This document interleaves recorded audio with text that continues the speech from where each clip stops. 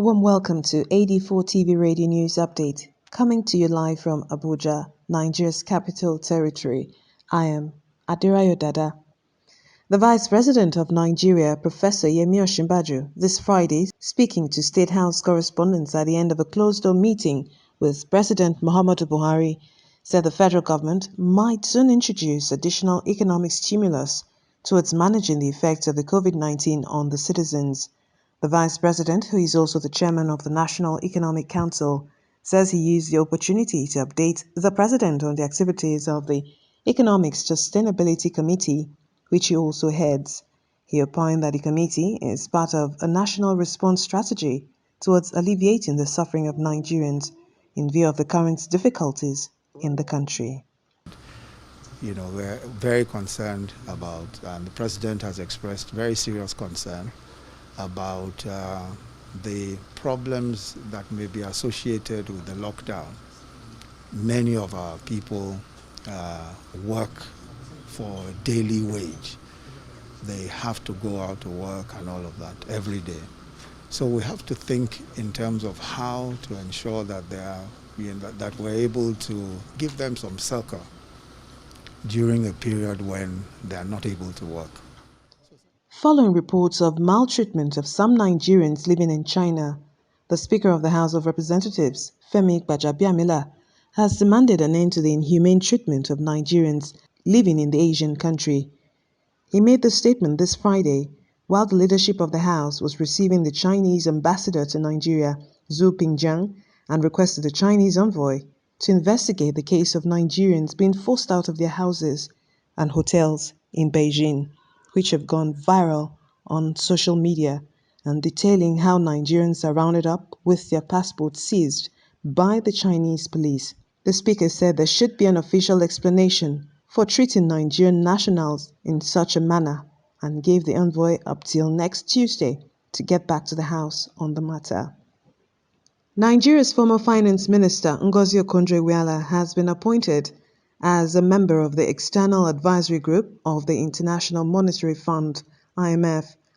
According to a statement from IMF, the group, which is made up of prominent individuals from across the globe and mainly high-level technocrats and policy experts with extensive private sector experience, will meet a few times a year to provide perspectives from around the world on key developments and policy issues. Apart from Mrs. Okonjo-Iweala, who was a one-time vice president of the World Bank, the group also has on its membership the Senior Minister of Singapore and Chairman of the Monetary Authority of Singapore, Tharman Shanmugaratnam, as well as Professor Christine Forbes of the Massachusetts Institute of Technology. The advisory group was inaugurated in Washington, D.C. on Friday by the Managing Director of the IMF, Kristalina Georgieva. Nigeria's Chief of Army Staff, Lieutenant General Tukur Buratai, has relocated to the northeast of the country to oversee and coordinate troops of the Nigerian Army in the war against the Boko Haram and the Islamic State of West Africa Province terrorists. According to a release from the Army headquarters on Friday, Buratai this Friday addressed troops of the Special Super Camp Ngamdu in Kaga local government area of Borno State, where he said he will remain with them to combat the terrorists. The Army reassures Nigerians that it is highly committed to protecting law-abiding citizens and defending our national integrity. Osun, Imo, and Cross River states in Nigeria reiterate that the lockdown in their respective states is still in force to prevent the spread of the coronavirus. In a statement by the Secretary to the Osun State Government, Wole Oyebamiji, the government said it did not grant any exemptions in any form for congregations, be it for Easter celebrations, church services, or Jumat prayers. The Imo State Commissioner for Information and Strategy, Declan Emelumba, on his part, said the lockdown in the state will continue and that Easter church services have been banned until further notice. In the same vein, the Special Advisor on Media and Publicity to the Governor of Cross River State, Christian Ita, says the state government did not give approval for churches and mosques to resume prayers in the state, and the state has been on lockdown for 2 weeks as part of measures to enforce social distancing and contain the coronavirus pandemic. We take a short break now. More stories when we return. Do stay tuned. Coronavirus, they really make you do wetin you fit today, kampe. Na the cocoa thing wey you owe yourself be that, because it better to survive than for water to run your eyes. Oya waka boom boom begin dey use hand sanitizer, facial mask, and not gree for gum body at all for anywhere, especially where people boku. Clear road, arrange yourself, keep social distance and practice good hygiene for house and surroundings. Do wetin government tell you, sit down for house and make it for no loss. Coronavirus dey o, so make we gree together, waka fight am like a kozuna. Welcome back. The Prime Minister in South Korea, Chung Sye-kyun, this Saturday said his country will use electronic wristbands on people who violate self-isolation rules to better contain the spread of the coronavirus. He said health authorities have planned to start using the wristbands within 2 weeks of the lockdown order, but will have to ask the violators' permission before strapping such devices to their wrists, since there is no legal backing for enforcement. Still on the coronavirus pandemic, the U.S. has become the first country in the world to record more than 2,000 coronavirus deaths in a single day.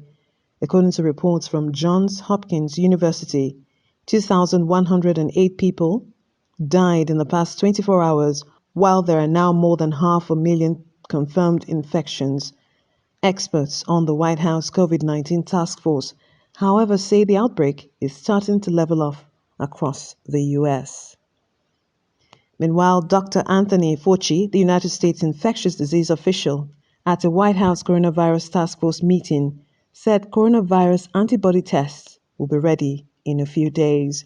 He said the people responsible for developing, validating, and disseminating the tests confirmed that a large number of test results will be available within a week. An antibody test could show whether a person was recently exposed to the coronavirus.